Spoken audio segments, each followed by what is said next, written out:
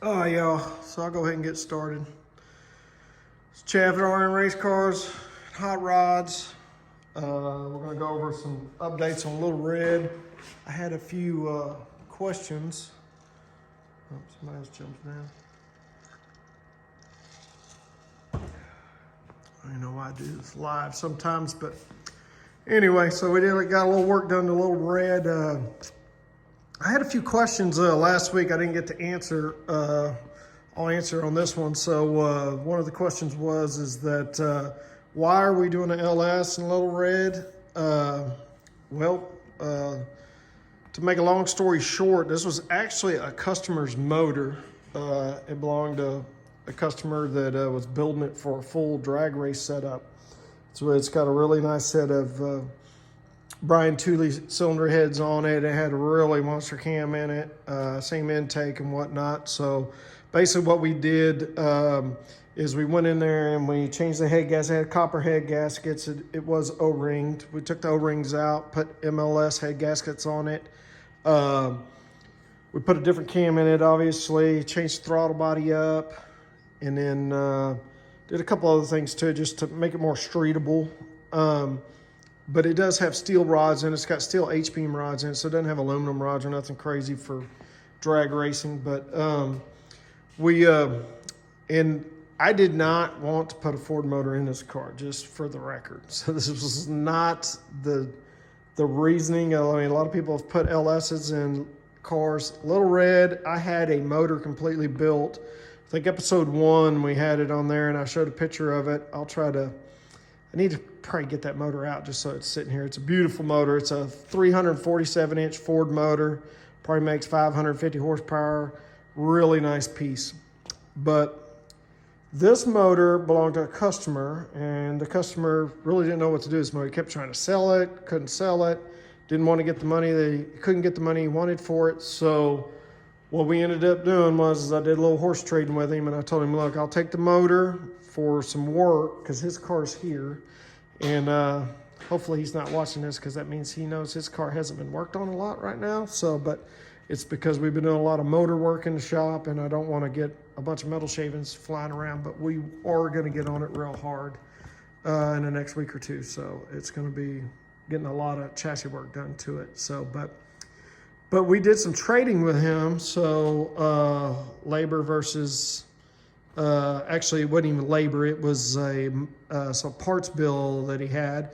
And it's, you know, it wasn't that he didn't have the money or anything to pay it. It's just that he was trying to get rid of this motor. So, and he was like, well, would you just take the motor? And I was like, well, that's a really nice motor, but it's not made for what we're trying to do. And I already had a motor. Well, we also have another customer that has a 4-eyed fox body Mustang. It's really nice that we're going to do a lot of work to.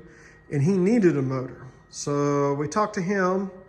I'm not gonna mention names because I don't know if he wants me to mention names, but if you need a good fishing guide, he's a great guy. So, I can give you his name if he's cool with it. But he's got a really nice car. He wanted to do a full build on that we're planning on doing. But he ended up buying my motor that was actually for this car. So this car was gonna get a 347 stroker motor in it. Really nice piece, AFR heads, 225, nice motor. So, I don't think they were 225s, but it's a nice piece. Holly fuel injection on it. It had a cast intake style, but I had a couple people ask me last episode, say, hey, you know, why are you putting LS in the Ford? You know, I know I got some true Ford guy haters on putting LS in here, and I know it's real common to do that. But as I went over last time, I got the headers out because we did some transmission fitting in it. But you can't see now, but the LS motor actually fits better than the Ford motor, I'm telling you, with the aftermarket K-members. So, but that's why we did the LS. We did some trading on labor or on some parts bill that he had, and he just got tired of trying to sell it. It's a very, very good piece. Brian Tooley says it's right on the edge of probably making about 700 horsepower. So I don't really know if that's true or not. What we'll probably do is dyno it one of these days, and we'll live feed that, or we'll go in there and actually we'll live feed the dyno if we actually dyno it, and we'll actually tell what it makes. So, I mean, it'll be rear wheel horsepower versus flywheel horsepower. But Brian Tooley with the cylinder head setup that's on this, the camshaft, the fuel injection and whatnot, and it is this LS motor is not a regular 6.0. It is 408-inch stroked LS. So, but we'll probably do a dyno session on it. But they said it should be in the realm of about 650 to 700, which I thought was a lot. So, but that came from Brian Tooley. So, which 90% of all this stuff is theirs. So, which they make really good stuff for LS, and they know their LS stuff.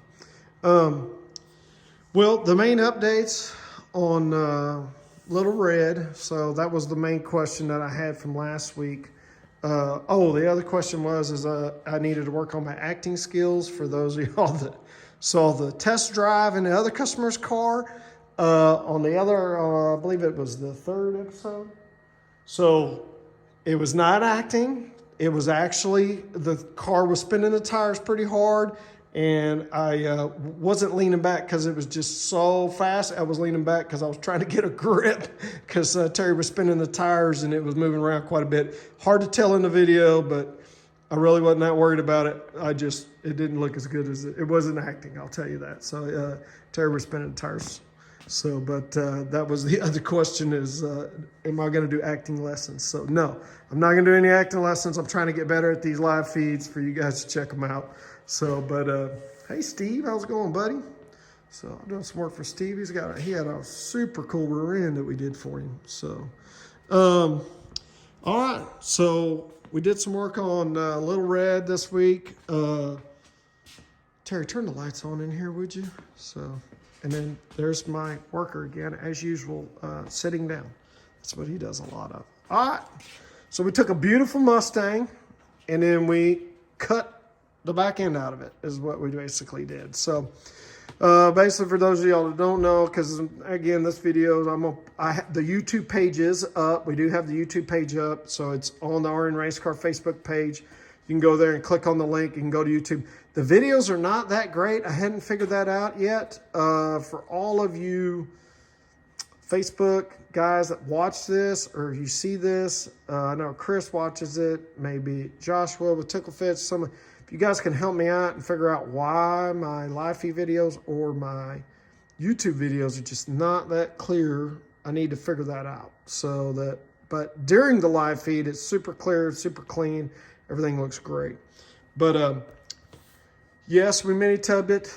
The goal is put a 335 tire under here. So is the width of the tire. We put a 315. Oops, sorry. We put a 315 under the under the SEMA car that we did. Very big tire. It had a 10.5-inch wheel. What we really want to do is like 11 or 12-inch wheel with a 335 under here. So that's going to be 18-inch wheel. Tall wheel is going to be the goal, but we want it pretty wide, so we want a big piece of tire under the back so we can make some traction. But we took a perfectly good car, looked beautiful, and then we just cut the whole interior fenders completely out of it. So so when you do this, so we cut, whenever we do the mini tub, we cut them. You have to leave this lip right here on it. Well, you don't have to. You don't have to. This is the way we do it. We leave this lip there. So they also make, the other people that make mini tub kits, they're actually inner fender wells, is Detroit. Detroit makes a mini tub kit. They look stock. You can put them in here. They look beautiful. They work great. The difference is what we're trying to do is that we're trying to keep the back seat in the car. So to keep the back seat, you got to do it a little differently. I have not had any problem using the stock inner fender wells. The stock inner fender wells, I've just really not had any problems with them. So they're kind of a pain because they get dirty and ugly, but you just got to clean them up real good to where you can tack weld them. And the way these things go back together is just a ton of tack welds. So you got to tack weld forever and a day. So to get these things on there, and then you go back and you panel bond all of your seams and whatnot. And it's similar to the factory. The panel bond is a very strong compound that keeps it all together as well. That's actually the way the factory does it. The factory actually tack welds it. It's like a pinch weld, and it's a tack, and they go through and they tack all these welds in it. And then when they do that, then they come back and they use a panel bond style. It's not really a silicone, it's a compound that you run in all the seams. So we use an actual 3M panel bond, and it's very strong. So whenever we put this thing back together. But like I said, what we end up doing is we leave this lip right here on the top of the rail. And then whenever we leave that way we have something to overlay with it. So whenever we put the fender well back in, we cut out the shock area, and we've done it 2 different ways. So the SEMA car, this shock area, so let me see if I can get on here. So shock area, we got a commercial for Propel here, so all the brake fluid drains into it. But and then we got, looks like a speaker wire hanging in there. So what we did with the SEMA car is we're not going to do with this one, we don't think, unless we just have a problem with, the actual cross member for the coilover shocks being in the way, but because we think we're going to have to cut a little bit of the spare tire out. Which, speaking of the spare tire, pretty cool. I didn't even know I had it in there, but I went in there and took the carpet out of this. Whenever we pulled it out, the original spare tire was still in this car, in the back. The factory donut was still back there. Pretty neat. I took a picture of it. So, but on the SEMA car, what we did is if you go in here, is where this is we move this entire fender well in, and then when we moved the entire fender well in, we also kept the shock tire bracket. And then we cut this here, and we inset it, and then we braced it up on the back side. And then we braced on the back side. So basically the shock went completely through the frame. Super cool. It was a coilover shock, but we were able to put them in the stock mounts in the bottom. And basically all we did was angle the shock in, is what we did. We're probably not going to do that with this car. You know, we did that on the other car because it was the whole undercarriage of this car was when we ended up getting it. I mean, this car, I say it was a SEMA car. I mean, it was a really nice show car. So, but it wasn't, we didn't really want the drag style suspension in the back of it. We wanted it more streetable. Something that he can drive on the street and just something that handled real well. So, which I think the coilovers with the cross member in the back will do it, but we just didn't want to chop the car up. The car was really nice. So, and we're trying something different, and it actually turned out real nice, and it was a real nice piece. Probably post some videos on Facebook, on our Facebook page again. I have them from a while back, but how we did it, it's really nice. But again, we just notched the frame rail. And when we moved the mini tub in, we moved the tub in and the mount, and then we just angled the shock, and the shock basically ran right through the frame. So all this cleanup, as you can see, the perch mount for the spring is gone. It's out of here. So, hey, Eric, how's it going, buddy? Sorry if I don't see y'all logging in. The perch for that is gone. The other thing that we have to do is these cars, the way we do them is here at RNRacecars&Hotrods is if it doesn't look good, we're not going to do it. So, so we want them to look cool. So we put these things on the ground. We make them low. We don't use airbags most of the time. So we do it with springs, coilovers, and the ride height. And we change the geometry of the suspension to make it run right, or make it, you know, work right. But what you have to do when you do that is you take this bump stop and you have to cut it about right there if you want to leave the bump stop, because these things set so low so you have room so that the rear end moves up and down. It doesn't basically ride on that bump stop. So, but you still want it there just in case if you really do hit it, you don't have frame to rear end metal to metal. So a lot of people cut those out and they're gone, but then you have no support. If you like hit a pothole or hit something hard, it's going to bottom out. It's going to hit the frame rail, especially if you got it low.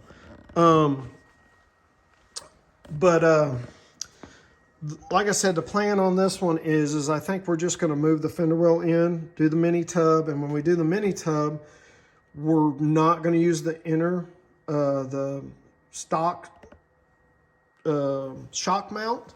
We're not going to use the stock shock mount. And the reason being is because we're going to do the cross member with coilovers in back, like a Team Z or a Racecraft or something like that. We're going to use, you know, something similar to what they use. We're really not going to buy a kit. We'll just, you know, we have chromoly here, and we'll just make majority of it here. We'll probably get some of the brackets from them for the rear end and whatnot, but other than that, or maybe a 10 soldier battle ready style kit, something similar to that.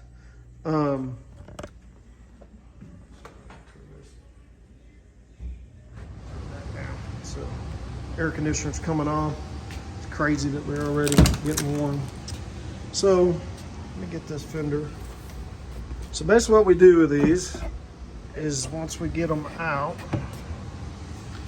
I'll lay it here on the ground so you can see it, is we clean them all up. So usually this hangs down right here. This has a bunch of metal right here that hangs down.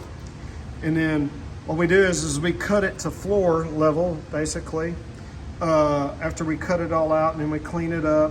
And then again, this is the way these things go on, is a million tack welds.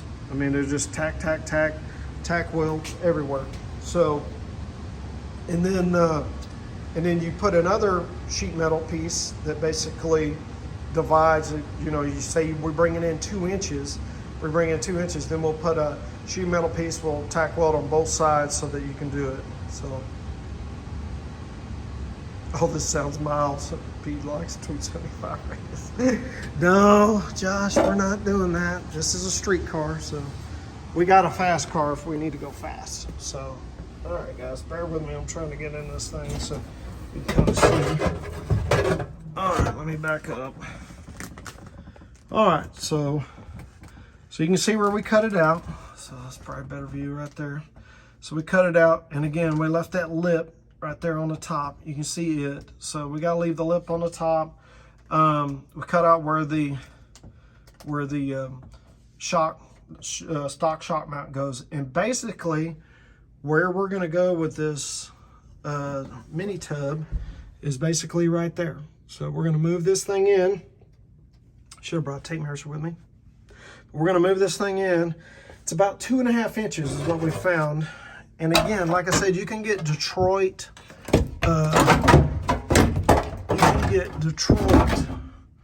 style inner fenders. Sorry if I'm shaking anything here. Should have my helper in here helping me while I'm doing this. So, but you can get Detroit style inner fenders, but the problem is what we do with this is we tilt. It's basically what we do is we bend this piece in right here, and then whenever we're putting all this together, so you still have your 2.5 inches at the top. I'll do the other side because it'll be further away. But we do the 2.5 inches and we bring it in, and then you have that much mini tub in here where you can put the big tire and the wheel under here. But what we do is we bend this in, so we cut it and then to where we can mold it, and then we weld it in here. So by doing that is now you can still bring the stock seat in here, and you have to cut the cushion. You cut the back of the cushion out a little bit on the corners, and then you redo basically the upholstery on it a little bit. So we redo the upholstery on it. You can still use the mini tubs. You have a full back seat in here. It looks beautiful. And by the way, make sure if you're doing any of this on a car, you got to cover all your glass in here, because when you go to welding, you're going to tear the glass all up, or you go to grinding or whatnot. So let me put this one, this will be a better view.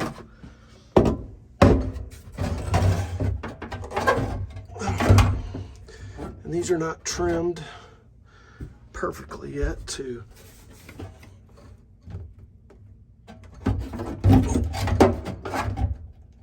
Hopefully it'll fall. So, but again, so here we go. So you can see this. Again, we're gonna have there'll be a piece of metal go right here. So there'll be a piece of metal go across the top. That's why we leave the lip on there. These will be cleaned up. We'll take all of that, I guess it's sound deadener stuff off of there so that we can weld it or whatnot. We haven't decided if we're going to leave the stock mount just so it's there in case we ever want to do anything differently, or we might just cut it off, cut the stock mount off, and then we'll sheet metal in that as well. and clean it up. Because the other thing is I mean, all of that's going to be covered. We'll have a stereo system in here, and it'll have a backboard with amplifiers on it and whatnot. So this was quite a bit of work. Not a lot to talk about though, so a lot of times, but it takes a lot to do some of this stuff, but it doesn't take a lot to talk about it. But this is probably one of the biggest features that is going to be on this car, because a lot of people look at cars and they go, they don't know, again, because this is usually this build series on this car is for people that maybe don't know a lot about building Mustangs and whatnot and doing some of the stuff. So my goal is to help show people how we do it, and you know, if they want to do it, they can do it themselves. It doesn't, you know, or they know how we do it, and if they want us to do it, we can do it as well. So that's the purpose of this build series and doing it live, so you guys can check it out. But whenever we do this is one of the things that I always tell everybody is there's a lot of things that people look at cars and they go, man, that thing really looks cool, but they don't know why. So I told the owner of the SEMA car when we took it, I said, there's gonna be a lot of people say, man, this thing looks really cool, but I don't know why. And a lot of it is the way they set. And when you're able to put this big tire under it, because you mini tub them, it's nice. So super nice. So, but uh-oh, that's one of my customers calling me there. So, oh, all right. Let's see. But no, so, and then this is crooked, but I'll try to straighten a little bit. But that is about how far we were going to mini tub this thing in. So that we're going to go in. Oh, hang on. And then that's the other side. So that's how much that fender is going to be in. So for this tire, and again, like I said, we're going to try to do a 235 wide tire. So I'm sorry, a 335 wide tire. We're going to try to do 11, maybe a 12-inch wheel under it. That's going to be the goal. We'll, again, as we do the updates, we'll try to do the updates where we can see the actual live feed and whatnot. So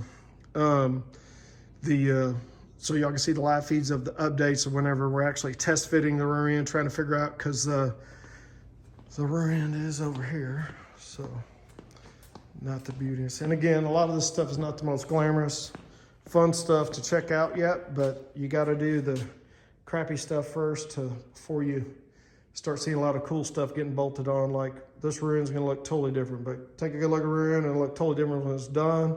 It's going to have different brakes. It's going to be shortened. It's going to be cut down. But this is the way it looks right now that we just took out. So it's probably going to have all different bracketry on it. We'll still use the same style, adjustable upper control arm. We're going to use adjustable lower control arm as well. So we're going to use probably a Racecraft or whatnot style lower control arm. I use a lot of Racecraft stuff. They make good stuff. So 10 Soldiers does too. We use some of their stuff. TRZ. So we use quite a few different companies, but the goal is, or the thing is you have to cut this down. You have to cut this down to get the bigger wheel to come in here, and it'll have a big back spacing on, or it'll have a large back spacing on the back. But you got to cut this down to get the wheel to come in to where it clears the lip on the bottom of the fender. So, but no, that's what we got done this week. We got the mini tub cut, or we got the tubs cut out. We got it ready to weld these, or get it fitted a little better so that we can weld these back together. Next week, I'm going out of town again, some family stuff, so I won't have a live feed Saturday, but we'll probably have one the week after that. We'll have a live feed Saturday after that. The thing is, I'm gonna probably be at the racetrack. I'll be, where our goal is to be racing next week. Suge Knight will be back in here. For those of you who don't know that, that's the car I race, so for a customer, but we're gonna have that back in here just to put the motor in it, and then we're gonna go racing not next week, the following weekend. But I will go live that weekend and probably during the week just to chat with people or whatever and see what's going on. So I'm trying to get more and more used to doing this live feed stuff. But again, as for the build series on Little Red, we got the mini tubs cut out, so I wanted y'all to see how in-depth that is. It's quite a bit of work to cut all that out and get it all cleaned up. And then the rear end's gonna look a whole lot different whenever we get done with it, so for sure. So, but anyway, but that's all I had this week. Running on about 25 minutes. I try to keep these about 30 minutes. I didn't see, Terry's supposed to let me know if there was any questions, but the main question was why we use the LS. I think I went over that. So that is a bad dude, and it's gonna be really nice whenever, and again, we'll try to dyno it and maybe do the live feed and see how much horsepower it actually does make. Because we definitely will live feed whenever we do the, when we take it to track and run it and then share the time slips. This is not a no time car or nothing, so there's no top secret stuff on it. We want you to actually see how fast this thing is whenever we get it done. So I appreciate y'all watching. Do me a favor, go to Facebook page, follow it. I need more follows on it. Obviously follow my RN Race Car page. Share this live feed for me, please, so that even if you don't have a lot of race car friends or whatever, do it anyway. Just help me out so that I can get this out there, because I know there's a lot of people that don't know as much as me or know as much as, you know, a lot of people that I know, and this is something cool to them and they want to see how, you know, people do this. So a lot of people don't understand how you can get a big old tire on the back of a car and do some of the things that we're doing. So obviously LS swap in a Mustang is not like a massive custom thing. That's a pretty common. People have been doing it for a while. So, but if they want to do it, we're here to help them out so they can see it. We could do it for them, or maybe you'll get a little bit of advice on how to get it done. So we appreciate y'all. Again, like, share, send it, and check out the YouTube page. Thank y'all. Anybody's got any tips on the quality of the video, let me know. I'd really appreciate it. Thanks, guys.